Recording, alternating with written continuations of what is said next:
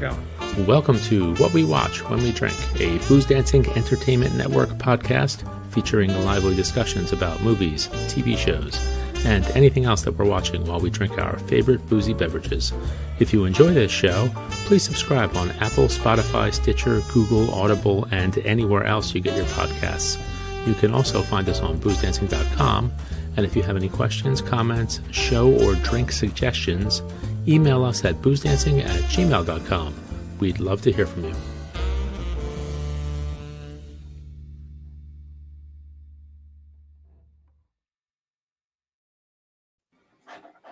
Hey, Booze Dancing is live on a Whiskey Tuesday for a change. We usually are on a Wednesday.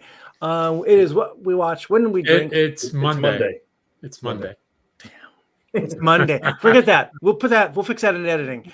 It's Monday. What We Watch When We Drink. This is the live version of our soon-to-be-released podcast. That'll come out probably around next week. We are streaming live on YouTube, Facebook, Instagram. You can go to our website, boozdancing.com. You can put information in the chat, questions, answers, complaints, whatever. We're happy to hang out with your comments and with our guest. We are here. We have not been together for quite a while, have we, guys? It's been a while. It's been a while.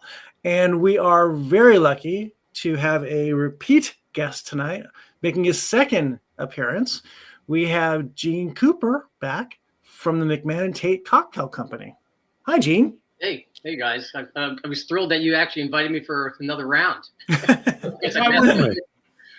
Well, we had a great time last time. You have a very interesting story, and your company is obviously expanding a bit into different flavors. Maybe we'll say flavors. And we want to chat with you and talk cocktails with you as well. Yeah. We are also going to be talking about a movie that we all watched together. We'll talk about that shortly. How are we tonight on a Monday night? How are we, guys? We good? Good. I was hoping Better now. Yeah. No complaints. Much better now. Well, I am here on the West Coast in Los Angeles, and we have three folks here, all in New Jersey, two near Philadelphia, one outside of New York. Gene. Gene, welcome back again. Tell us a little bit again about McMann Tate, what you guys do, where you guys came from, and we'll start from there. Sure. So a little bit about the name, McMann Tate. If you're probably, I guess, our age, you may know the reference. When I was a kid, I spent a lot of time watching TV because there wasn't any social media. There was not a whole lot to do.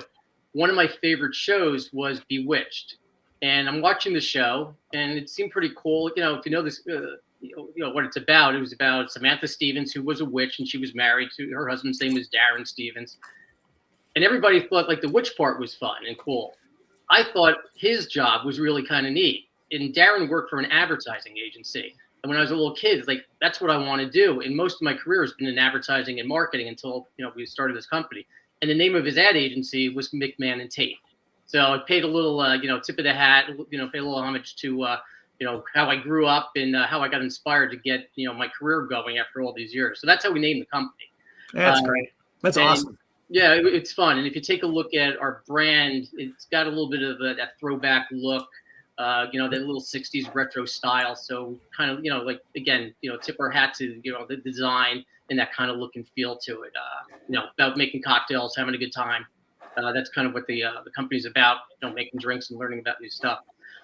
So we launched the company July of 2024. Like I said, it's going by pretty quickly. We started selling online and, we're doing pretty well. We just started attending a lot of the Whiskey Fest out here in Jersey. They have the Jersey City Whiskey Fest. So that was great to get in front of consumers to see what they think about the products. And our products, we carry a line of cocktail bitters. We have 9 different flavors. We have 4 different dried garnishes. And we also have rim salts that really work well with tequila and mezcal. But when we got in front of a lot of these consumers, and this was also a sampling event for a lot of these brands. So we were next to the Michter's line. So people are coming over with their samples of Michter's, and we're making them mini old fashions with our bitters. Nice. What we did, they didn't really know what bitters, like they knew what bitters were, but they didn't know exactly what they did. So we had them try their mixers on its own, and then we had them try with some bitters, and it was like a light bulb went off. It's like, oh my God, this is amazing. Like they didn't really know the difference of a cocktail with bitters. Not that it was a real cocktail, but an alcohol with or without the bitters, and it was kind of revolutionary in their minds. Like wow, so that was kind of neat. So we've been doing a couple of those festivals, which is a lot of fun. And let me see, it was about 2 months ago we just picked up a distributor. So they're now, so things are really. Congratulations. Yeah, thanks. So it's a whole new ball game for us, going, direct to consumer, and we have independent stores throughout the country we're working with, and some cocktail supply stores. But we just started working with the distributor. So our case volume, went up like 25-fold in a day. Like okay, wow, to make sure we can keep up the production, which we are. But it turns it into a whole different, model that we were originally thought we'd be going, working with. So that's been kind of neat. So now we're in some stores throughout the state, and just keep pushing along. Bitters are a really interesting part of the whole adult beverage community, world, whatever space. You don't think about them. We all think of one specific one, right? First. And then, but you go into a specialty cocktail spirit shop, or even a big box, you'll see so many of these little bottles. And I would guess most people will walk right by them because they don't know what they are, and they don't know that they need them because they're looking for something like beer or wine. But it must be an interesting educational process for you, teaching people what bitters, the point of them. Yeah, and our quick elevator pitch is, if they're not familiar with bitters, I ask do you do any cooking? And they say, sure. Most people cook. I said, well, do you use salt and pepper? And they say, yeah. And I said, think of bitters as your salt and pepper to the cocktail. It's going to add a little bit of flavor, and it's going to bring all the other flavors together. So it's really the seasoning of a cocktail. And then once they try those samples with the bitters, like, oh, now I get it. So it takes a little bit of education. And when we do our sampling, we do it with sparkling water, non-flavored sparkling water. Yeah. And a lot of people who aren't drinking as much as they used to, they started buying the bitters to use them for just, their sparkling water because they can, adjust the flavor, and there's such a variety. So that's a little bit of a niche that we kind of knew about, but we're seeing, more sales coming from that area too, which is kind of neat. And a little bit goes a long way with bitters. Right. Well, yeah. Our bottles concentrated. Our bottles they're 2 ounces, and you can get 35 cocktails out of them, so they will last for a while. Yeah. And that's why we went with a broad line. So our flavors are, range from a Bing cherry to Moroccan orange, all the way to our aromatic. So they're flavors that are pretty widely used. Versus the other brands are great, but some brands could be like smoked bacon chipotle. It's fun, it's great, but you'll use it once, and you'll probably get buried with it. Yes. You'll have it forever. Every couple of years, people have to clean out their drawer of bitters for all the things that they bought for one cocktail and toss. Yes. That never happens here at my house. And then you also you said garnishes too. Yeah, and those have been a big seller. We have 4 dried garnishes. We have a dried orange, lemon, lime, and grapefruit. And the one thing that's neat about them is really the packaging. They're in a plastic jar, which the retailers love because they can put them on shelves and stack them. Some of the other competitors have them in those resealable bags. So that was something we thought about way back when we said, oh, what's the packaging going to look like? And even that you have to educate some of the consumers about too. Like, well, what do you use them for? Because they're really not so much for taste. It's just to give your cocktail a little bit of drama, to make, if you have a guest coming over, it's like, oh, all I have to do is drop this dried garnish, and it's like, wow, I got a great looking cocktail down, like you would get, when you go out to dinner. Yeah. I think definitely since COVID, when everyone was home making cocktails, I think people have tried to step up, at least in the cocktail world, people have stepped up their game, the homemaker, step up their game, whether it's using higher end cherries or different kinds of stir swizzle sticks or dried fruit. People have tried to level up their game a bit. Yeah, they have.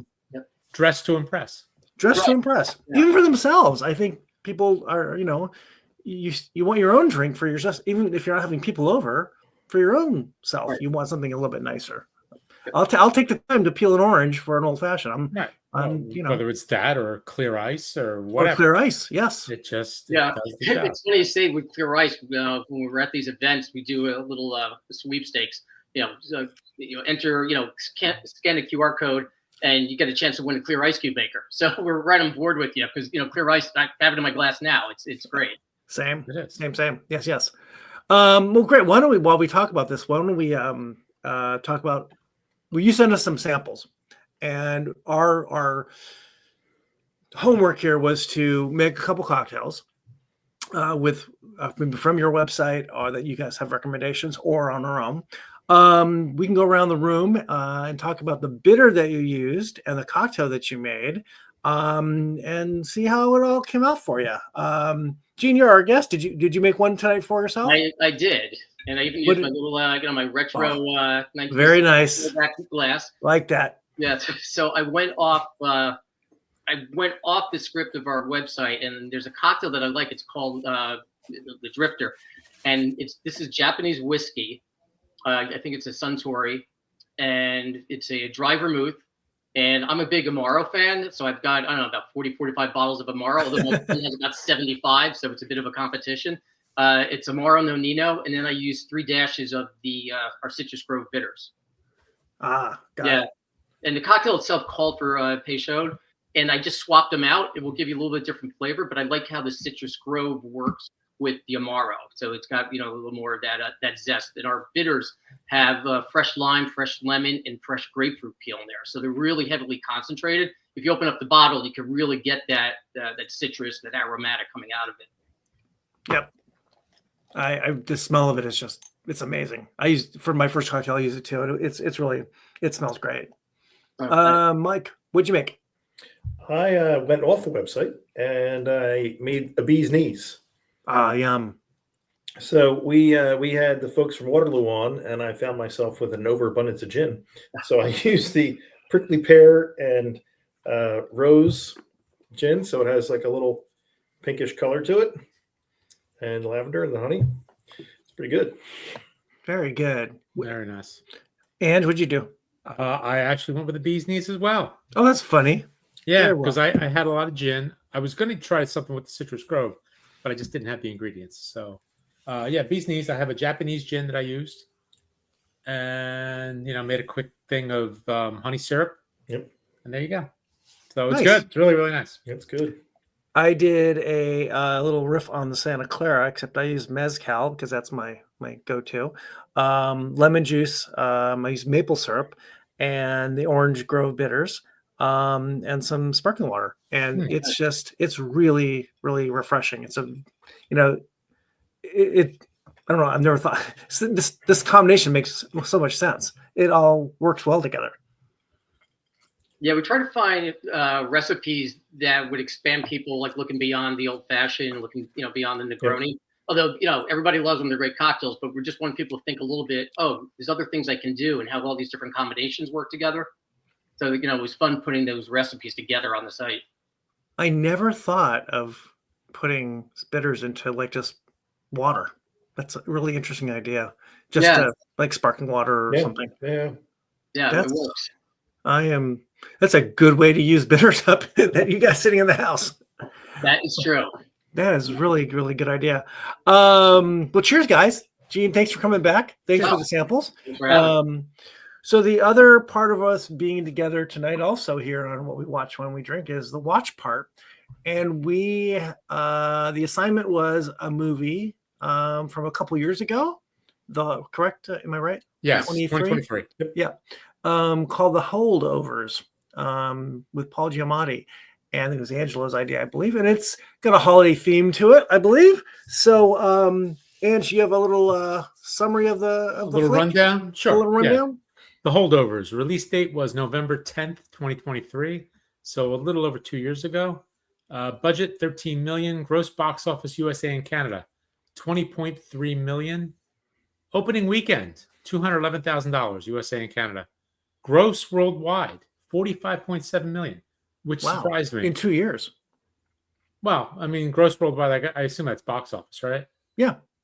Yeah, so I'm actually surprised that it made that much money, but it was good. IMDb score, 7.9 out of 10. Rotten Tomatoes, 97%. Metascore, 82. The tagline in 1970, a curmudgeonly history teacher at a New England boarding school remains on campus during Christmas break to supervise held-over students and ends up forming an unlikely bond with a brainy but damaged troublemaker. Director Alexander Payne, writer David Hemmingson, and stars are Paul Giamatti as Professor Paul Hunham. I think so. Dominic Sessa as Angus Tully, Da'Vine Joy Randolph as Mary Lamb, and then there's a whole bunch of other people that I really don't know who they are. But what I found funny is the Korean kid, Yi Jun Park. His name is Jim Kaplan. Really? I'm like, what? What? I found it funny. I was like, that okay. is funny. That is funny. So, but anyway, so that's the brief synopsis of the film. Quick thoughts on it. Gene, quick thought on the movie. Had you seen it before? When it came out, you did, and I watched it again last night. And I love Paul Giamatti, and the story itself, to me, it's almost about in a weird way redemption. What happens with Paul Giamatti at the end. Things on the surface don't really work out, but you kind of think like, yeah, I think it did work out for him because it gave him another opportunity to do what he really should have been doing. So to me, it was a little bit about that second chance for the two main characters. I like the movie. Yeah, I just like that whole time period and that feel too. It was almost like a Dead Poet Society vibe to it. I could easily, if I didn't know anything about the movie or about Paul Giamatti, and just turn this movie on one night, I'm watching a movie from 1971. Yeah. It really did well about creating that feeling from the music to the way it was shot. It felt like a movie of that era. It's funny you said curmudgeon. What was that line about? Curmudgeonly history teacher. Isn't that you can say that about everything that Paul Giamatti's every character has ever been? Pretty much. Yeah. He wears that well. He wears that skill well of that odd, quirky man. He's a life-worn, well-worn guy. He is a well-worn gentleman. Yes. He's well-worn. He's weathered. Yeah. He is weathered. And it's funny, he's probably not that old either, but he always seems old. That's a good question. I'm going to have to look up how old he is. You guys keep talking. I think now I'm curious. And his dad was, right? Yes, I do. I was telling this to Ange a few days ago. Paul Giamatti. Yeah. Commissioner of baseball for a very short time. Yep. Oh my God! Guess what? Paul Giamatti is our age. Mike and I's age. Really? I'm not sure how old you are, Gene, but we're 1967. So. Wow. I'm 64. Hence, watching Bewitched as a kid. There you go. Wow. Damn. So did we. There was nothing else. Right. I mean, Bewitched, Hogan's Heroes. Yeah. I was watching the first ones. Gilligan's Island, all that good stuff. But anyway. Yes. Great. I really enjoyed it. I thought. By the way, actually, we're older than Paul Giamatti by about 3 months. And I've been told I'm more of a curmudgeon. So. So he's a professor at a boarding school, all male, and he is stuck watching half dozen kids, 4 kids, I guess, in the beginning, 5, 6 kids in the beginning. 5 or 6, yeah. Over Christmas break, he has nowhere to go. He has no family himself. And there's these 5 kids don't really want to be there. Of course, they can't, for whatever reason, they can't go home to their families for the holidays. This is a school in somewhere in Massachusetts in the wintertime. It's snowy, cold, bitter. So it's just going to be him and these boys plus the cook from the school and some maintenance person, I guess, is that other gentleman's job on campus for a couple of weeks. And Mr. Giamatti, or Professor, what's his name? I can't remember, think of his name. In the Paul Hunham, Professor Hunham, he is going to take this seriously because kids today, they just they're not serious about stuff. Can we call him Walleye? You can call him Professor Walleye, and he is going to make them go through the paces during Christmas vacation, and even though they should be like having fun, and then through whatever, 5 of the kids get to leave. 5 of the 6 kids get to leave because one rich kid's dad sends in the helicopter for them to leave to get out of town. What was he, the president of Pratt and Whitney or something? Yeah, that Pratt Whitney, yeah. And they all get to leave. The other 4 kids get to leave because they get their parents' permission. And our one remaining boy can't get hold of his parents. They parent his mom and his new stepdad. If we had no cell phones, there'd be no movie. Gone. And they went to like where'd they go? They went St. Kitts? No. St. Kitts? Yes, somewhere in the Caribbean. Yeah. And can't be gotten a hold of. And now he can't leave because he doesn't have permission to leave. So he has to stay on campus with Professor Walleye. and they've already are off to a bad start from one of the early scenes in class on the last day of school. And so this is not going to go well, as you might expect. Did I catch that? Is that pretty well? Yeah, that pretty much does it. So then they've got to figure out, what's he going to do what are they going to do for 2 weeks? And it's just that him and the chef, the cook, this woman who's been there for a while, and her son was a student there, African American, goes off to Vietnam and is killed in Vietnam, and so she's still mourning that loss, and so she stays on campus as well because someone has to cook for the kids, and also this other gentleman who's whatever his job is on campus, maintenance. So she is she's actually pretty important because she gets Paul Giamatti to really think harder about how he treats these boys and this one kid. What was his name? Angus. His character? Angus. Yeah. He's a Jersey kid, by the way. I think he's a Jersey guy. He's from the Jersey Shore. This is his first movie too. Yeah. Yeah. He looks so familiar. What is that? Has he been anything else? Well, we can come back to the individual people, but he's smart, but he's got some issues. We don't know what the issues are initially. And Giamatti's tough on him. And this Mary, the chef cook, she tries to get Professor Walleye to kind of chill out and let the kid have some fun. And it kind of mellows out. And then it's a journey for all these people as the rest of the movie for them, and they go to Boston against the rules somewhat to get away for a couple of days. And it's a journey for all 3 of them. They all have their own story. They all have their own backstory, and they're all trying to get through that story. And they sort of do it together to kind of get to a better place at the end of the movie. So it's kind of a broad landscape of the flick. I really liked it. It's a beautiful setting. I'm like you, Mike. Giamatti's great and everything. Yeah, he can just, like you said, read the phone book, and it's great. I was just saying this a few days ago. I just finished watching the American Revolution documentary from Ken Burns, and they had special guest voices throughout the whenever there was a historical character talking, and Paul Giamatti played John Adams in the John Adams miniseries. And so when John Adams was speaking in this documentary, they got Giamatti to be the voice. Oh, wow. And typecasting. It was total typecasting. Yes. It's the only president who'll ever get to play. Yeah. Curmudgeonly old John Adams. He can never play Washington or Lincoln. Hey, by the way, yes, Angus, born in Cherry Hill, New Jersey. Oh, there you go. Oh, look at that. Local boy. Look at that. That is so funny. Local boy makes good. That's right. Yeah, you're talking about Giamatti. And you also mentioned Walleye. His character had that lazy eye. Yeah. And they said that he wore a contact during the whole film. It wasn't CGI. He actually wore a contact just to get into that character. And that's crazy. Fascinating. Yeah. It's like gaining 100. They were talking about.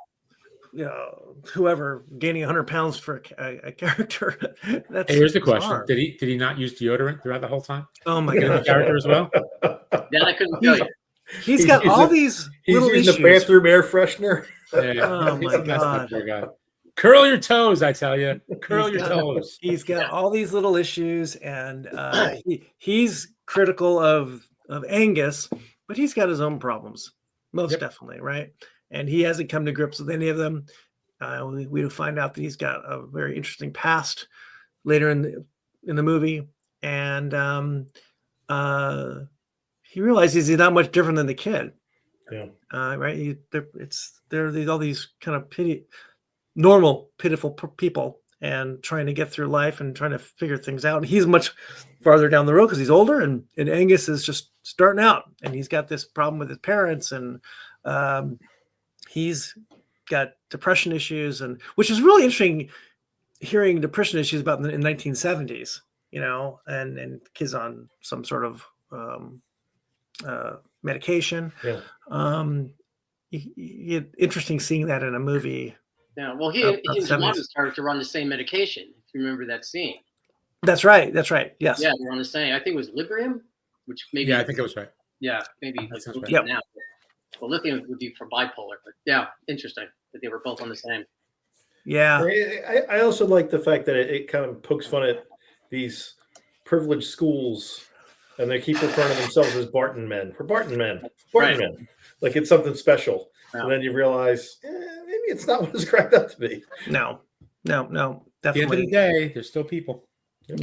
And All their flaws. there's definitely there's a huge dig towards that sort of elitist kind of prep school attitude, and from the top on down to the headmaster, he's definitely got attitude, and you can see it kind of running through some of the kids. And they don't want to be there, it's the old story, better than going to military school.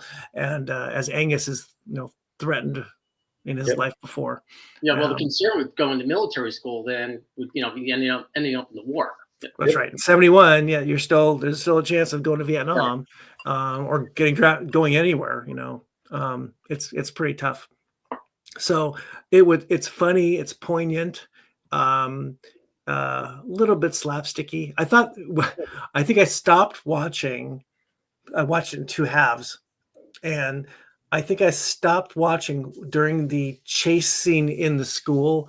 As Giamatti's, right. Angus is being chased by Giamatti. I thought Giamatti's going to have a heart attack. Yeah, the stairs in the hall and everything, grabbing the railing. I felt his pain. Yeah. I thought the same thing. Yeah. That's why I stopped. When I catch you, I'm going to kill you. The first half of the movie is I thought, oh my God, this is becoming a screwball movie. You're right. This is a very big change in the movie right now. I can feel it. And it was. I wash my hands of you. I was being metaphorical. Of course you were. I think you were washing your hands. Oh, and Giamatti is so funny. He's a history ancient history, and he's just endlessly referencing historical all the stuff. Oh my God, it's endless, and everybody just has a blank look on their face. He's like the most boring guy in the world. I like when he's lecturing Santa Claus about the origins of the Santa Claus. Technically, you should be wearing sandals, but that'd be a little more appropriate. So he might have some social skill problems, I'd say. Don't we? I thought he was fine. I didn't see any problems with his. That party, the Christmas party at the woman's house, who's from school. Yeah. That took me back to my dad was a public school teacher, and having these year-end parties at my parents' house with all the faculty over, everyone bringing a Jell-O mold or cookies or whatever. Any ambrosia. All the coats are thrown onto one bed. People are probably driving home not the way they should be. Big bowl of punch. You mean the good old days? The good old days, right? Yes. Where there was no bitters at that party. I promise. No bitters at that party. There was a lot of no. There was bitterness. Lots of bitterness. No bitters. Yes. The holidays. Come on, man. It's funny you say this. That scene when Angus is walking down into the basement. And I felt like I was in that basement at someone's house at some point in my life, with the drop ceiling, and you go down. And it's like, funny. And the basement's like, now it's all filled with little kids. It's like, this is not what I was expecting walking down with, I wonder where that was going to go with him and the girl. I thought that the niece. I thought that was going to go somewhere, but It was, and then they got rudely interrupted by. yeah, they were really interrupted, and that Yeah. was the poor kid just had his first couple days of freedom like just squashed, which it spoke a lot about his situation, being stuck on campus because his mom is off with her new husband, and he's got to just deal with Professor Walleye. So Yeah, I just poor thought Angus. it captured a teenage boy perfectly. We'll Yeah. just drop her off, and then we'll come back because there's right. a girl That's here, so and she funny. seems interested. Yeah. and I don't want to lose that. Yes. And Mary's there when she's still trying. She was the one that kind of got Yep, them to she go was to the their party, Yeah. and she's still really, really having problems with losing her son. And with her playing the records, and that one guy wanted to put on something else or asked to Something a little change. more hip. Yeah, and no one's touching that record. No one touch the record. No, I'm not messing with her. No way. I am not messing with Where is she from? She looks. I don't know. She looks really. Yeah, she does look familiar. She's Tony nominated for playing the Oda Mae Brown role in Ghost. Oh And wow. she is the police officer in Only Murders in the Building. Oh, And she was Emmy nominated for that. So she actually won the Academy Award for this movie. And she's got an Emmy nomination and a Tony nomination. oh So my gosh! Wow. She's not a slouch. What is her And, name? and she, No, she was great. and she holds her own Da'Vine Joy with, Randolph. She holds her own Wow. with Steve Martin and Martin Short and really does a great job in those movies. in the Da'Vine TV Joy show. Randolph. Well, we're sorry, Ms. Randolph. We we honor you. You are awesome, and you're great. And like Mike said, you're so good in murders. Only Murders in the Building, yeah. Oh my and god! I think her name might be Divine, not Devine. Oh, Da'Vine. I don't know. Oh, is it? Divine. I think it might be Okay, Divine. Got it. Got it. Divine, okay. Got it. I don't know that for sure. Okay. Well, right. I'll go with that. Yeah, she's She's wonderful. really good. She's really good. Okay, let's take a little break here and we'll go back and talk some bitter stuff. Bitter stuff. Have another drink, you mean? Well, we'll come back to that. Let's talk about the process a bit. How do you? We talked about this before, Gene, and I remember you kind of talking about how you kind of work on this stuff like at your kitchen table a little bit. And originally, Yeah. where do the flavor profiles come from? Part of it has to do with my marketing background. I wanted, knowing that bitters can last for many years, and also knowing that you're not going to get a lot of repeat purchase unless you're an Angostura or a pay shout for the most part.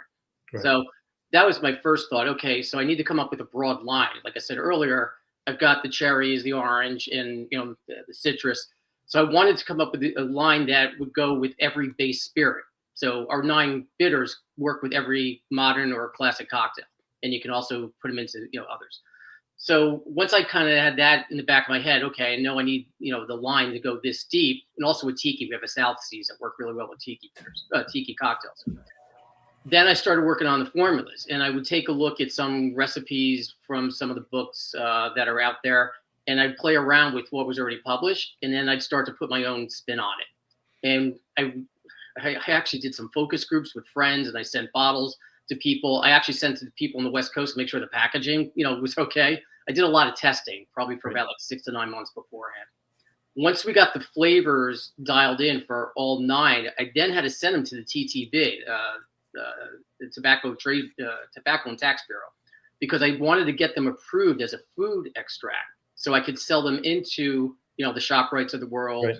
The supermarkets, and also it's a lot easier to get them. You don't have to go through all the legalities if you're creating an alcoholic product. So I went through. It took me about a year and a half to get all 9 approved, because the TTB is very particular about which ingredients you can use. Are they considered being safe? Like I had wormwood in one of our bitters, and they wouldn't allow me to use wormwood. So I had to redo the formula. And when you redo the formula, you have to recalculate your ABV, your density. There's a lot of math that went into it. We actually ended up using a lab out in the West Coast to get some of these tested. So that's how we came up with the flavors. It was really more of a marketing approach, and also what we thought would work, across the board. So that's really how we came up with them. But it was a process to get them all approved, and it's almost like winning the lottery when you get the notification back. Oh, Woo! yeah. So that's And how I assume it's a certificate for each one. each one. Yeah. Yeah. And after a while you kind of get the hang of it. But also what happens, Our Citrus Grove, I mentioned, they have grapefruit, lemon, and lime actual zest in it. So when you have those zest peels put into your batch, there's water content, there's moisture, so it's going to reduce your ABV. So we had to calculate for that. Same thing with our cherry. Wow. Some of the other products like our no foam root beer, there's no fresh citrus in there. So it was easier to get those approved. So you have all these nuances for each one of your formulas to get them back. And then when they come back to you and they don't approve them, you have to make the changes, but you don't want to change the flavor profile around. So you have to tweak it ever so slightly so you maintain the integrity of what you wanted at the onset and to come back with the same thing. Do they tell you what? Do they tell you why you're rejected? Why one is rejected? Do they say what the problem is? They do, but they don't give you a full description. And I actually had to track down the chemist who signed off on it. I found him on LinkedIn, and he's like, "How did you find my email?" Well, I did. Yeah, I track him down. I won't mention. I'm standing outside your house. We gotta talk. Yeah, he's a really good guy, but they don't make that information public. I just know his last name, so I was able to find him. And that helped because once I reached out to him, he gave me a better explanation of what needed to be done. Interesting. That's how we came up with the flavors. So then you've got these. You've talked to friends. You've messed around with flavors. Do you take those classic cocktails yourself and make them per like some the standard recipes with these things to see is this really, and it tastes fine on its own or it tastes fine in water? How is it really going to be in a drink? Yeah, that's a good question. So what we did, we took the old fashioned and we made it based on, the classic recipe. Then we swapped out the aromatic bitters and we tried it with our cherry bitters and it changes the flavor profile around. And then we tried it with the orange and it changed the flavor around. Then we tried it with the cherry and the Moroccan orange. And it's like, wow, that's a really good cocktail. Oh, interesting. So that's what we do. We took the classics and we did, my friend's got a nice bar in his house. And one night we said, let's go all get together. And we did a focus group with cocktails. Not a bad way to go, but I was taking notes and I was like, okay, this is working. That doesn't work. This is a little bit too, this citrus may be too concentrated, or the orange was tough just to get the orange profile across because, you're competing against, Reagan's, you got Fee Brothers, you got Angostura orange, and they're all great, but we're trying to come up with something that can compete with that in terms of flavor and aroma. And we finally did, but that one took a while. But a lot of trial and error. That's really interesting and fun, of course. But it's just but tedious too, right? I mean, it's got to be a little frustrating. Well, every batch takes about 2 weeks to infuse. So if I get a rejection letter from the TTB, okay, now I know I've got like another 3 weeks. I got to get ingredients, got to infuse everything, filter it out, and then send them a sample. So wow, that's why it takes a lot of time. Crazy. Well, we have a second cocktail from everybody, right? I did not. Gene didn't make one, but I did not. But the three of us did. So, Ange, what did you make on your second one? And which bitter did you use? I went a little more straightforward. I just did an old fashioned. Me too. I used some tin cup rye. I used the Bing cherry bitters, a little simple syrup, a little orange peel, and a cherry, and of course a clear cube because that just does the job. That's just better. Exactly. It is. Mike? I did a spin on the Heart on the Run from our good friend Andre's book. Oh, nice. His country cocktail book, where is used some Elijah Craig 18, the cherry juice, some cherries, and the Bing cherry bitters. I had made this for our conversation with Andre, and I enjoyed it so much. I was like, ooh, Bing cherry bitters. I'm going to bring that back again. That was good. That's nice. That's nice. I used some of the Milo McGreen rye and the Bing cherry bitters and maple syrup just for an old fashioned. And I too used a clear cube, and it's really good. This is actually the second one I made. So, oops. Yeah, I really like the smell of each one of these. Mm-hmm. They're not the cocktails too, but the individual bitters. I never really think about the smells of bitters. We think about the smells of spirits. Mm-hmm. We think about the tastes of bitters in our cocktails, but I don't think about the smell of them separately. Yeah, that was one of our intentions as well, is to make them very aromatic. And again, that's with the whole trial and error process. I mean, if you open up, I think I sent you guys the morning coffee bitters. Yep. Last time around. You open those up, it smells like a cup of coffee from across the room. Yes. Because we over concentrated with those ingredients. So the Bing cherry, we've got a couple of pounds of these Bing cherries in their own natural syrup when we infuse them into the alcohol. And nothing's added. We don't add any sugar. There's no additives. There's no nothing. It's all natural. In fact, on our labels, you can see all the ingredients. I know some brands would put, and spices. Everything you see on the label is everything that's in there. So there's, completely transparent. Even with, the Moroccan orange, there's, the fresh orange peel. And you open that up, you're going to smell oranges. Even with our garnishes too, it's the same thing. I open up a bin where everything is stored, and you can smell, the flavor or the aromatics just waft across the room. It's great. What's the ABV on these things? Everyone is 40% or less. Yeah, so they're not higher. And that was another thing. We didn't want them to be highly proofed because it tends to offset the balance at times with the cocktail. Depending, like if you're making a Manhattan, if your bitter is too high in proof, it could throw the Manhattan off a little bit, depending on the ABV of the rye. So what, 40 or less. What is not asking for a trade secret here, but are you basically infusing these flavors down, concentrating them down in some infusion, and then adding a base spirit to get? It's a neutral grain spirit for the most part that we're infusing with all these ingredients. You're infusing them you're not infusing them separately and then mixing spirit into it's all together in one big shot. Yeah, that's how we do it. Now, some other people, what they'll do, they'll make tinctures, which would be one ingredient infused in a neutral grain spirit. So you could have like one of our bottles, if it has 7 ingredients, you could have 7 individual bottles of tinctures, and then they're all blended together, and you start to bounce it around, almost like balancing music. That's a bit of a process, and it's more for like doing it at home, but it's another way to go. Ours are just infused in the neutral grain spirit, or some of ours actually use a rye. Our grain spirit, our spirits are rye to give it a little bit extra flavor. Wow! So it could really be a kind of a fun little project at home to play around with. Oh yeah, well that's flavors. How this started. Yeah, so we're doing this at home, and someone said, "Oh, do you ever think about?" Because people like them, said, "Oh, you should start your own business." And I ran my own ad agency. It's like, I spend a dozen years running my own business. I don't know if I want to get into this again, but this is a different animal. Yeah. This one's fun. Yeah, it is. Are you still running both businesses? You still have the ad agency and now the agency, I ended up selling it to my business partner, and that was in 2012. I have to remember that. Yeah, it was like 13 years ago. Yeah, so I ended up going over to the client side. Okay. Or doing this, yeah. This is your full-time gig now, somewhat? Pretty much, yeah. Oh, so you're like the in-house guy for a company. Yeah. Okay, I got you. Wow, that's great. Yeah, it keeps me busy, especially now working with a distributor. Again, it's like, okay, tip the scale a little bit. It's a little bit different than I thought it was going to be. Yeah, but it's good. It's all really good. So it's got to be pretty competitive, right? Because I know the stores I forget the big box, well, the big box stores too.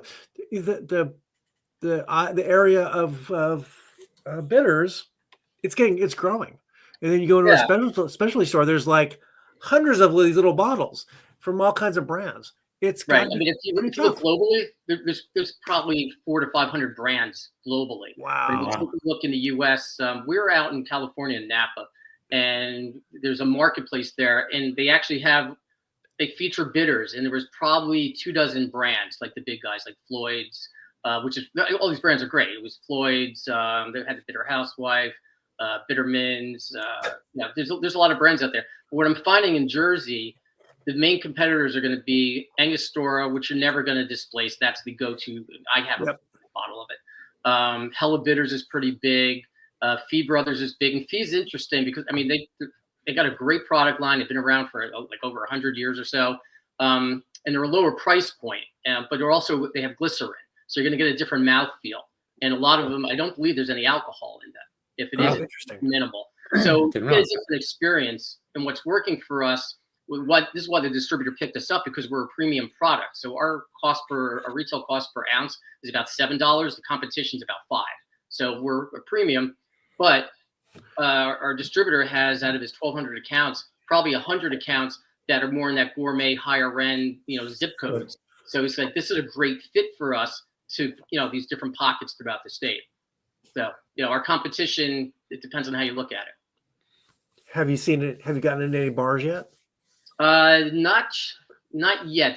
There's a couple of independent ones that we've done like in the last year or so, but those are really just one-offs. Yeah, nothing that's got to really be pretty cool. tough. They probably don't want a whole lot of different bitters in a bar per se. I'm guessing most bars, they want the basic stuff. And yeah.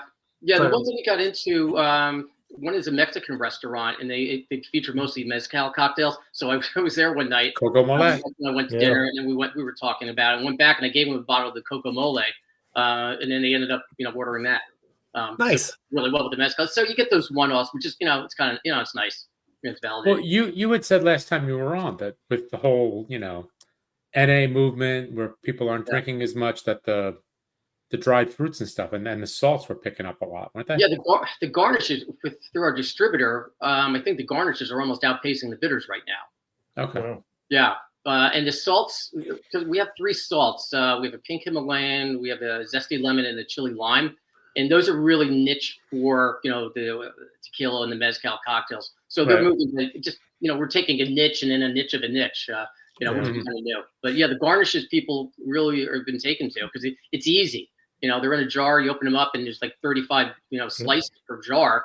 So that's going to last you a good couple of summers. And it's easy if someone's making a cocktail at home and they have 4 to 6 people come over. It's like boom, it looks like a great cocktail. Pretty easy.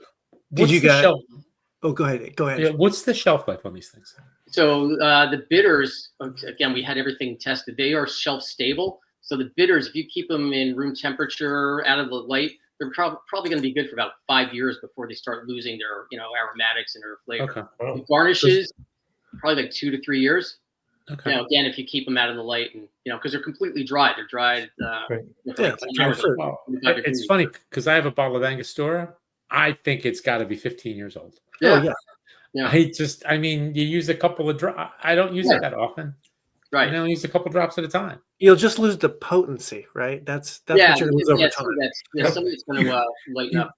You probably won't die. Just keep making You cocktails. will not. Yeah. All the alcohol in the drink is going to. Right. And I know I Kill off asked this anything. before, but how much is a dash? Is it a full vial or is it like 10 drops? I don't know. Yeah, we thought. Yeah, it's a good question. So it would be 10 drops, but with our dasher bottles, not dasher bottles, with our dropper bottles, if you squeeze out a half of that that pipette, that would be a dash. Okay, Oh. so half a pipette is a dash. Half- All right, good to know. Oh, Yeah. okay. All right. Yeah. Because I'm always thinking in terms of drops, like 6 Yeah, drops, 7 it drops. could be like 10 drops. Yeah, Okay. if we say 10 drops is a dash. Yeah. Interesting.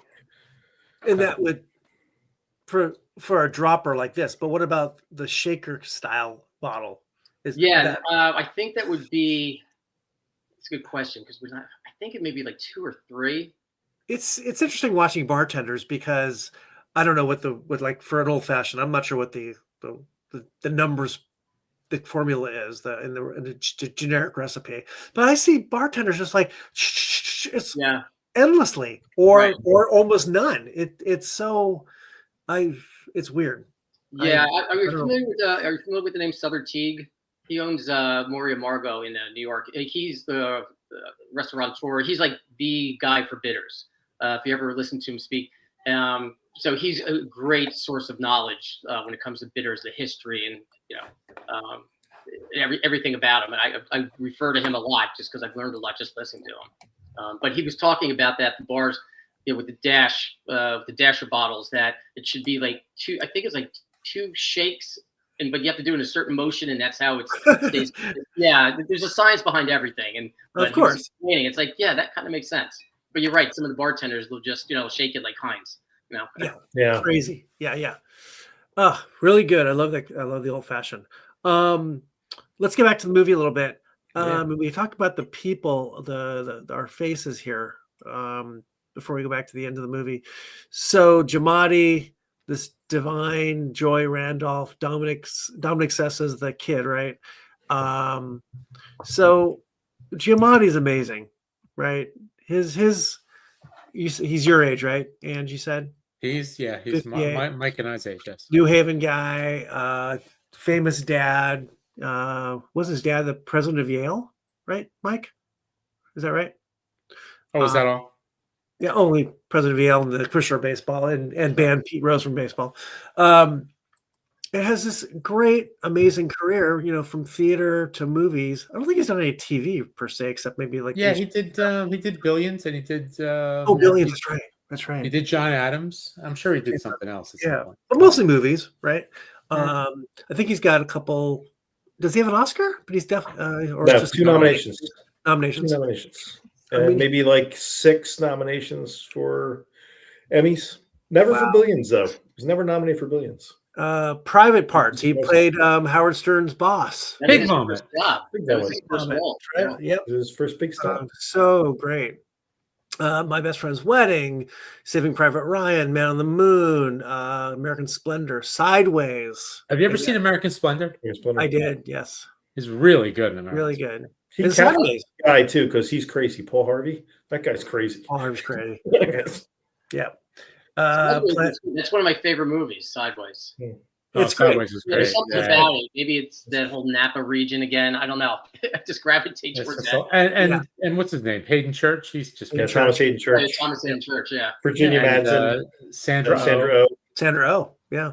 Yep. Well, Sandra Oh was married to Alexander Payne No. at one point. I think they were husband and wife for a while. Alexander Payne being the director of Sideways. Of all these things, yes. Yes. Sideways, Win-Win, Private Life, Planet of the Apes, Robots, The Illusionist, Fred Claus, The Ides of March, 12 Years and a Slave, Saving Mr. Banks, Love and Mercy, Straight Outta Compton. I don't remember him being Straight Outta Compton. What was he in that? Was he the Record guy producer in the studio? Yeah, I think so. I think, yeah.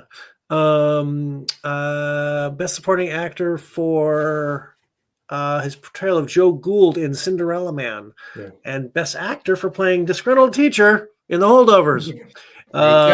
He played Title Row in John Adams and Showtime series Billions.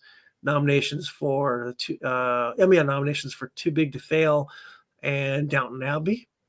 I don't remember him being in Downton Abbey.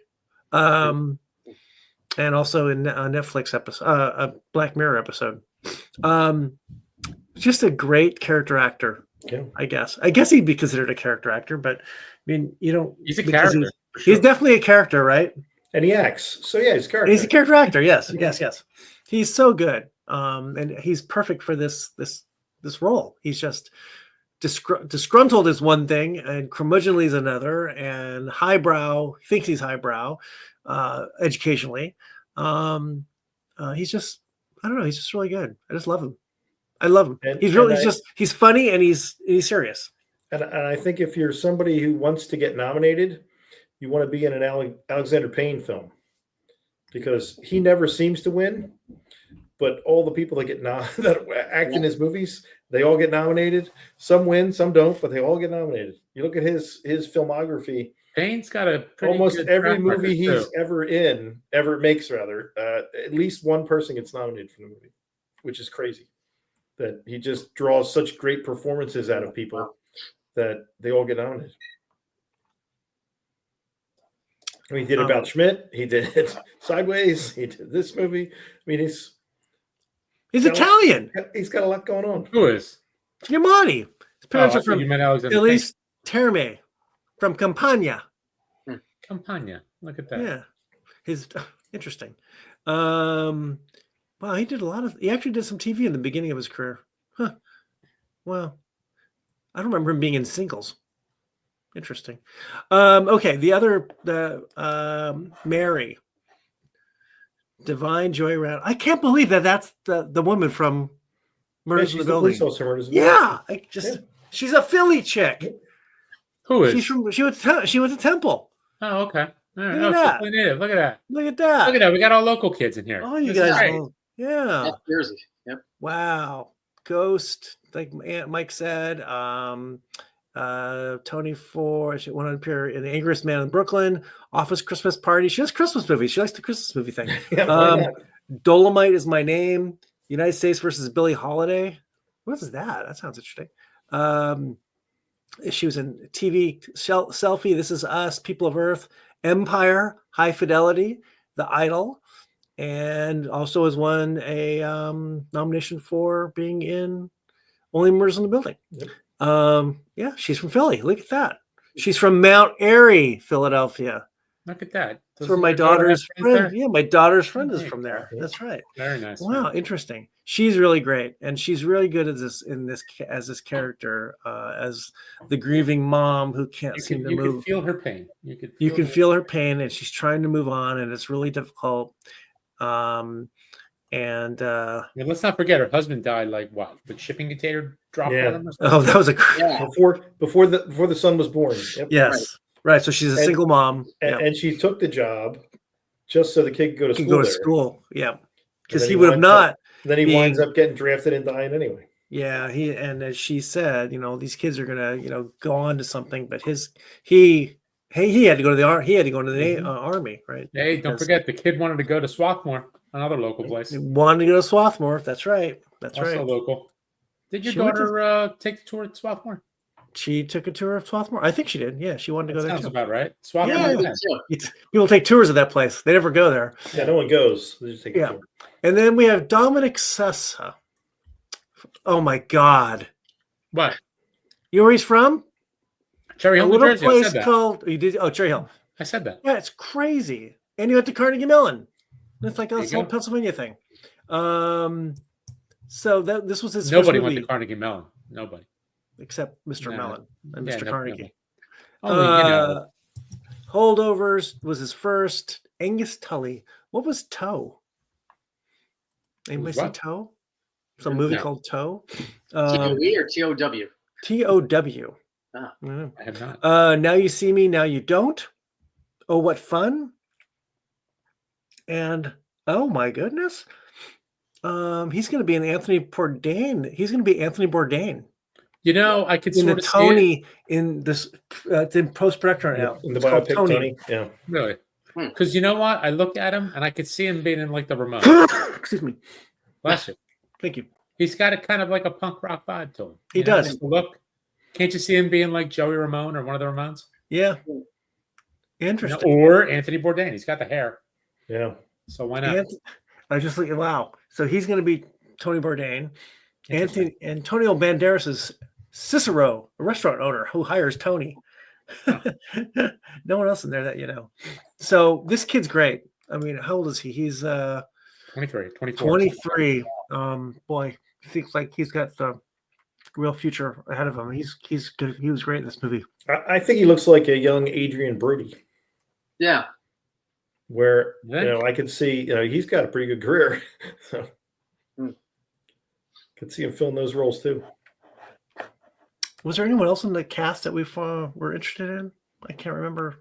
It was the kids. That one kid, the surfer kid. He's not a surfer, but he has like a surfer haircut. Yeah. He's funny. He looked like he could have been like a kid in Bad News Bears, the bad kid in Bad News Bears. Civil Kelly. disobedience, man. Civil disobedience. Civil disobedience. Yes. Who else was in that? Yeah, everyone else.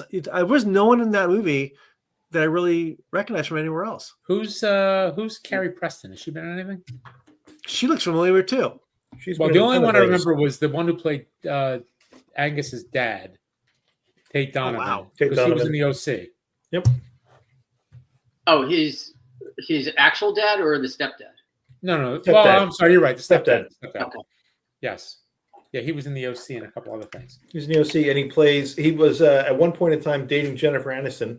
Hey, So he had a long arc on Friends, Oh, playing her Michelle. boyfriend Joshua. Hey, Carrie Preston is on TV right now. She plays Elsbeth. Oh, on that's where she's. I Oh, think yeah. CBS, maybe ABC. I'm not sure. She Yeah. plays Elsbeth, who solves crimes with her keen powers of observation, and is a foil with your boy Wendell Wendell Pierce. Pierce. We like the Wendell Pierce. We do like Wendell Pierce. Yeah, Very he's much. great. Yeah. Well, it's a really strong cast, even though not a whole lot of big stars in it. Yeah, but that's okay. That's why the budget was $13 million. Yeah. No, it's good. It's great. I like the look of it a lot. It I do totally, I think they captured the era really well. Yep. They did a nice job with the location scouting, which I think, you go to New England, a lot of it looks old. Yeah. I think They said that they had an unexpected snowstorm right before they were going to shoot. Then Right. it really blended in. You're like, this is perfect. Yeah, right. there's the waterfall scene and dam in the very beginning, and I'm 99% sure it's this little town in middle of Massachusetts called Shelburne Falls, which is outside a half hour from Amherst, Well, where my it daughter says here was. it was filmed in Fairhaven, Massachusetts. Fairhaven High School. Oh, the school itself. Schools, yeah. Yeah, school And they itself. said, But I think those, like, some of the exteriors were at that. Well, they said most of the nothing was done on a soundstage. Everything was done in Oh, neighborhoods, absolutely. Yeah, it looks Yeah. awful which for real. is just amazing. Yep. You know, and even the music, Aaron, you mentioned earlier about it. They didn't like jam the music down to make you feel like, oh, that's 70s music. Right. It just kind of felt like 70s with it. It really Yes. played a backseat to everything else. Yeah. The music was great. The acoustic guitar was in the beginning. It sort of annoyed the hell out of me. It felt like I was listening to a John Denver. That was a little bit off. But There was yeah. a little maudlin and a little bit much, but after a while it was fine. It just, but it pasted it painted the mood really well for the era. That was that era was it was perfect for 71 for that time frame for sure. I agree with you, Angie. It looked great. It felt great. It felt like the movie of the era, and the characters felt like they were from the era, and the acting as well. I mean, there was the dialogue actually sounded like that era. It wasn't like people talk. They weren't talking like we would talk today. It was it was written of that era, which is important, I think. I don't know. I just really enjoyed it, and I like the journey that these three people go on, and how they get through that period of time, that 2-week period, and come out better people in the end, right? Entre nos, Aaron. Entre nos. That's right. Entre nos. Yeah. By the way, when they relocated his shoulder. Oh yeah. Oh, yeah. Oh my god! I can never watch that stuff. I have to turn the sound down. I can't watch that. Yeah. The look on his face, the way they cut the Giamatti's face was just fantastic. Yeah. No, I can't watch that. It's I can hear the bones. I can hear it actually. Thank you, Angelo. Just a quick little pop. It's all right back where it needs to be. Yeah. So we kind of ended off that they go to Boston, and they're just the kid wants to go to Boston. He doesn't say why, but he really wants to go see his dad, who's in some sort of convalescent home, whatever, psychiatric facility, whatever it is. But they get off campus and they go to dinner. They go to bookstores. They get out and about, and Mary gets to go visit her sister. Probably in her childhood home. I don't know if we know that for certain. And seeing her, I think her sister's having a baby. Was that right? Right. Yep. So she goes with Roxbury. So it's a fish out of water. It's a buddy kind of movie. It's definitely the journey movie, right? The story of a journey of these three felt people trying to get on with their lives and figure out what's going on with them. And one of the real telling parts of it is when Angus and Professor Walleye are walking around in the city, and they bump into an ex-colleague of college. And then college, right? They went to where'd they go to college? Harvard. Yeah. And immediately they're catching up, except Paul Giamatti comes up with this tale of where his life is. It's nothing exactly what at all. He's like, I travel around teaching, I do all these fellowships, and I'm everywhere.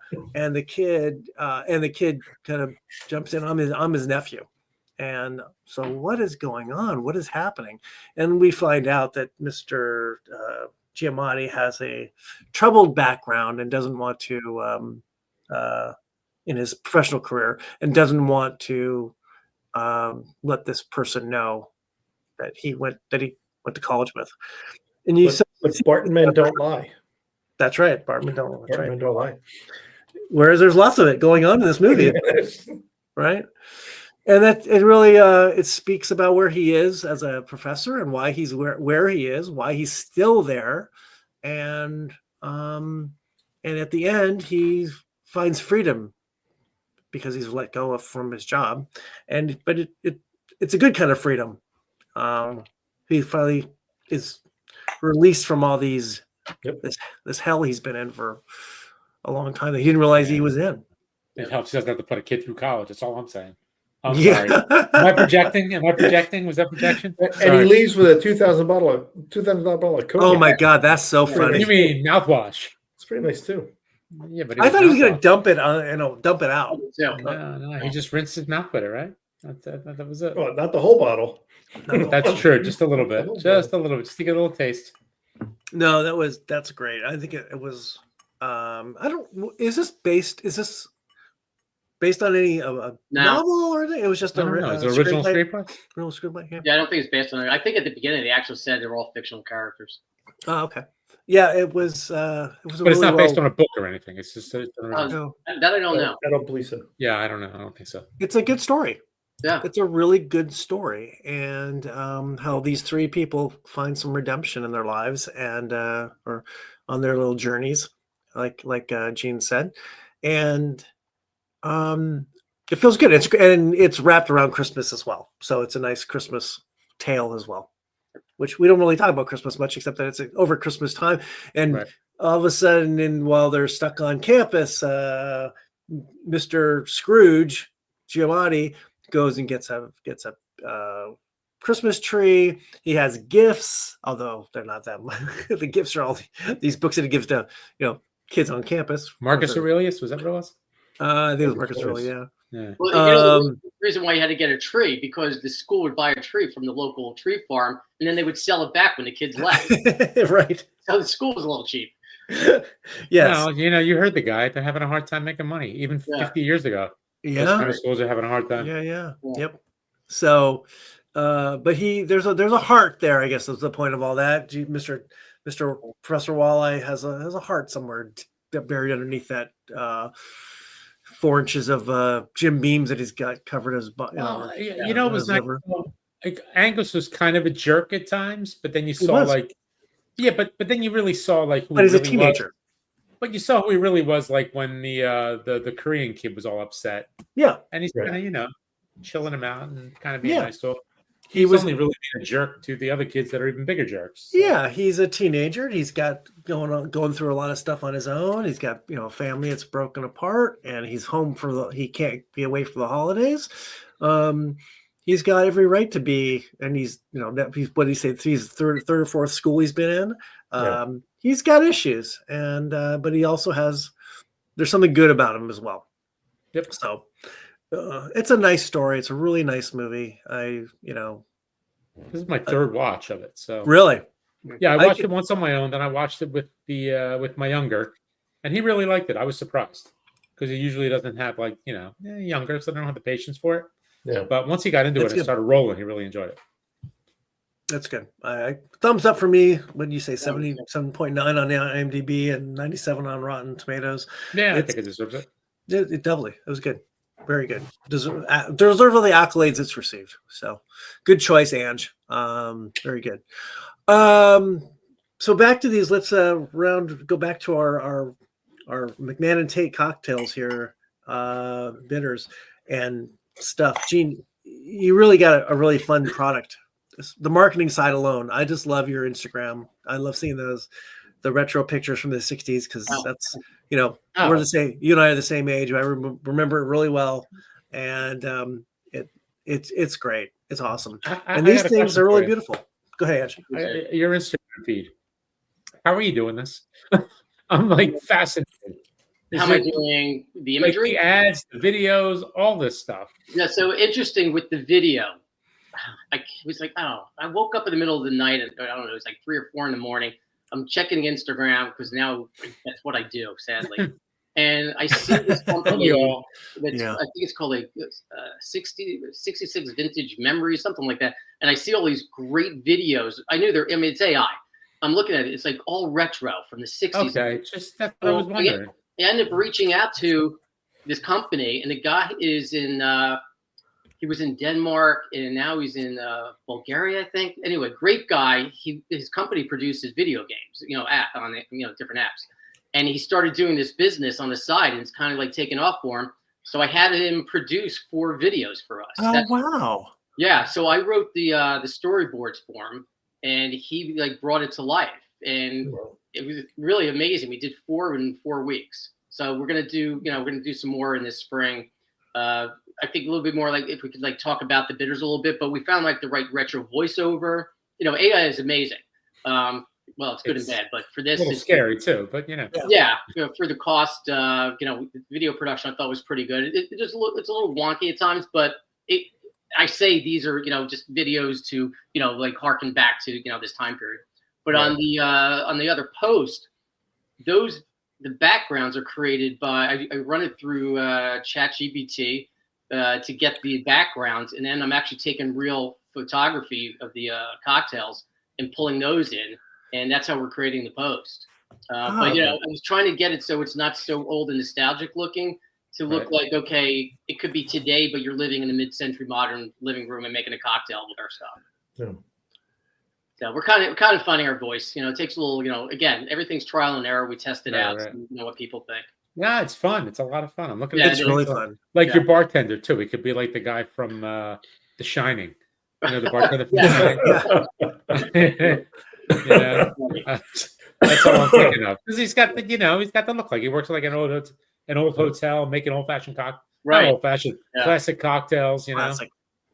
They've got all these like 1920s drinks. Bees Knees, Manhattans. Yeah, we do that through our email marketing too. We run it like twice a week, and we're not really.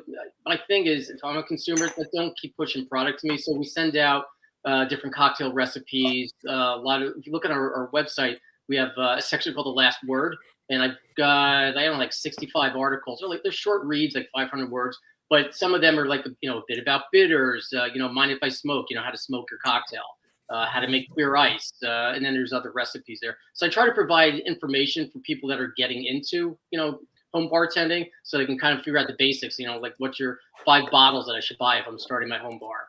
So we do a lot of that, online, and also that's good. Marketing. Yeah. Okay. So what are the 5 bottles? All bourbon. They're all bourbon. A while ago. But it's going to be your rye, your gin, your vodka. Your vermouth, I think there's a tequila, and then we go a little bit deeper in some of the modifiers. Okay.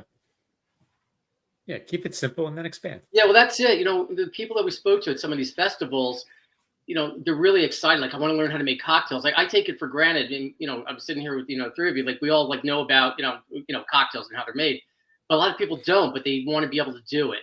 So we had to rethink. Okay, let's get the basics out there. And a lot of people were really appreciative. We have recipe cards that we were handing out. Oh, that's how you make a Negroni. I heard about it, but I didn't know what it was. Oh, it's only 3 ingredients. Oh, that's easy. Oh, gin, Campari. Yeah, I have that at home where I can get it.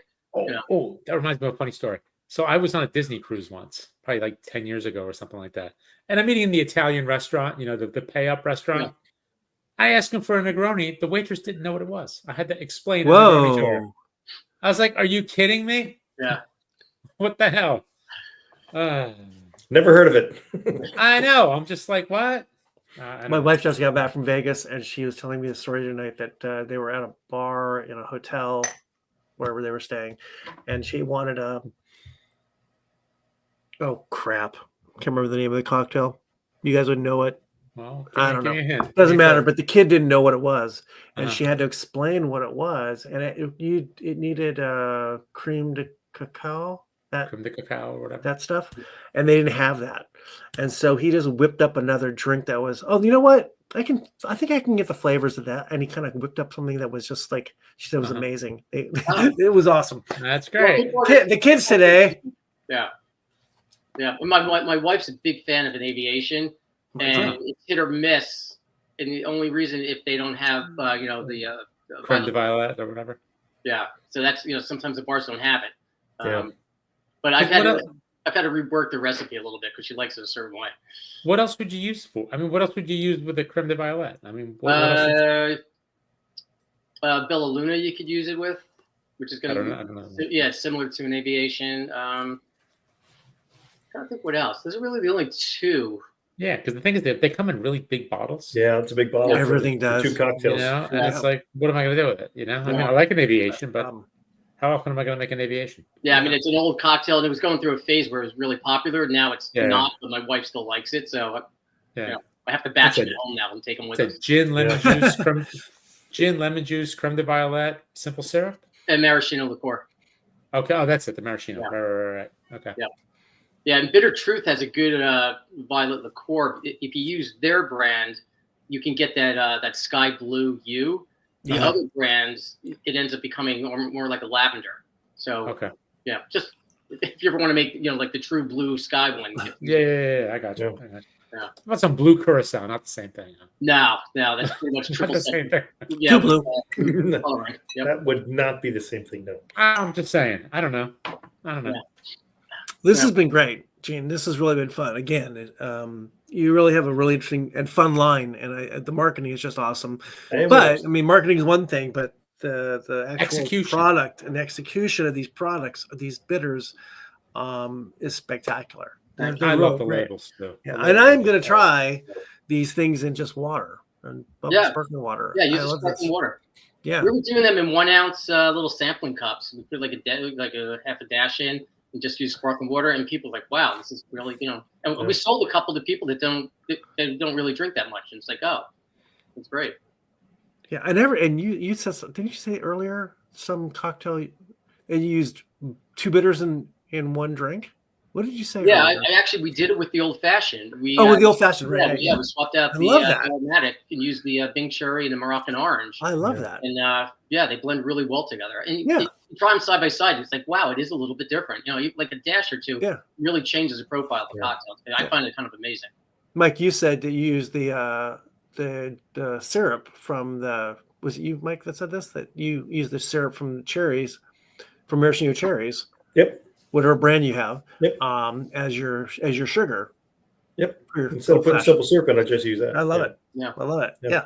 It's so smart. It's so interesting when you can just change out these 2 or 3 ingredients for whatever, and you improve the cocktail that you had, or you just change the whole profile of it, and it's still an old fashioned or whatever the drink is. Okay. Yeah, the riffing is fun. Yes, it is. Yeah, it really is. And this stuff makes it fun. What's next? What are you going to do? Yeah, what next? is next?